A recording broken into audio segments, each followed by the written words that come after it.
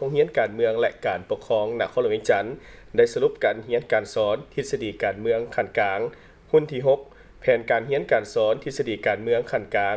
หุ้นที่7ขั้นต้นหุ้นที่16ถึง18และหัวข้อเฉพาะให้แก่หน่วยภาคฐานบ้านหุ้นที่15ถึงหุ้นที่20และได้มีการมอบใบยั่งยืนให้แก่นักศึกษาพิธีดังกล่าวจัดขึ้นในวันที่25สิงหาคม2026ที่โรงเรียนดังกล่าว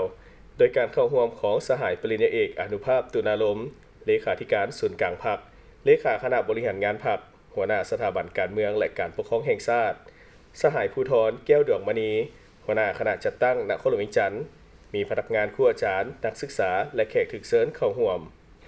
สหายนางเวียงพรแก้วคูณศรีหัวหน้าโรงเรียนการเมืองและการปกครองนครหลวงเวียงจันทน์ได้ผ่านบทสรุปของเรียนทฤษฎีการเมืองขั้นกลางหุ้นที่6ได้เริ่มเข้าเรียนแต่วันที่2กุมภาพันธ์2026หาวันที่31กรกฎาคม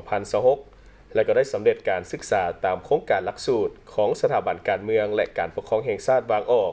และหัวข้อเฉพาะของนครหลวงเวียงจันทน์ห้อยส่วนห้อยมีนักศึกษาทั้งหมด57สหายหญิง22สหาย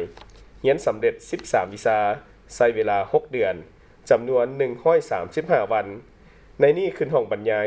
495ชั่วโมงสัมมนา63ชั่วโมงรายงานเพิ่ม12ชั่วโมงแก้ข้อข้องใจ43ชั่วโมงเขียนบทรายงานจบวิชา35ชั่วโมงสอบเสียงเขียน16ชั่วโมงเขียนบทจบสั้น49ชั่วโมงทัศนศึกษาภายในและต่างประเทศ56ชั่วโมงมีนักศึกษาเรียนเก่งมีวินัยประเภท1คะแนนเฉลี่ย 3.85 ขึ้นไปและคะแนนป้องกันบทจบสั้น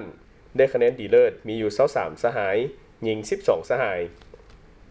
นักเรียนเก่งประเภท2คะแนนเฉลี่ย 3.75 และคะแนนป้องกันบทจบสั้นได้คะแนนดีหลายมี17สหายหญิง6สหายตลอดหุ้นเรียนครูอาจารย์พนักงานและนักศึกษาทั้งหมดสืบต่อเป็นเจ้าการในการปฏิบัติหน้าที่การเมืองที่ภาครัฐและการจัดตั้งมอบหมายให้นักศึกษาได้เป็นเจ้าการเอาใจใส่ค้นคว้าหำเรียนแลกเปลี่ยนสนทนาประกอบคำคิดคำเห็นได้ดีหลายส่วนแผนการเรียนการสอนทฤษฎีการเมืองขั้นกลางหุ้นที่7สุดเรียนทฤษฎีการเมืองขั้นกลาง7แม้นมีผู้เข้าเรียนทั้งหมด61สหายหญิง20สหายมี7กลุ่มวิชาประกอบมี14วิชา63บทมี8หัวข้อขึ้นห้องฟังบรรยาย328ชั่วโมงค้นคว้าและสัมมนา119ชั่วโมงแนะนำการเขียนบท42ชั่วโมงประเมินผล72ชั่วโมงทัศนศึกษา7ชั่วโมงเรียนภาษาเวียดนามและสอบป.จีน25ชั่วโมงสุดทฤษฎีการเมืองขั้นต้นหุ้นที่16มีผู้เข้าเรียนทั้งหมด70สหายหญิง30สหายสุดทฤษฎีการเมืองขั้นต้นหุ้น18มีผู้เข้าเรียน55สหายหญิง26สหายมี7กลุ่มวิชาประกอบมี10วิชาเรียน42บทมีอยู่8หัวข้อเฉพาะขึ้นห้องบรรยาย174ชั่วโมงค้นคว้าและสัมมนา63ชั่วโมง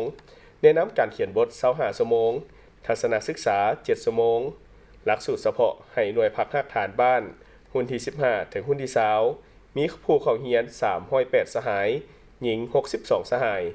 ทั้งหมดแม่นเป็นเลขาพรรคบ้านห้องเลขาและคณะหน่วยพักฐานบ้านแบ่งออกเป็น4ภาคประกอบมี26บทแนะนำการเขียนบท4ชั่วโมงเขียนบท21ชั่วโมงทัศนศึกษา7ชั่วโมงหลังจากสำเร็จการเรียนการสอนทฤษฎีแต่ละรุ่นเรียนจะประกอบส่วนก่อสร้างและยกระดับทฤษฎีมาร์กเลนินแนวคิดไกสอนพรหมวิหาร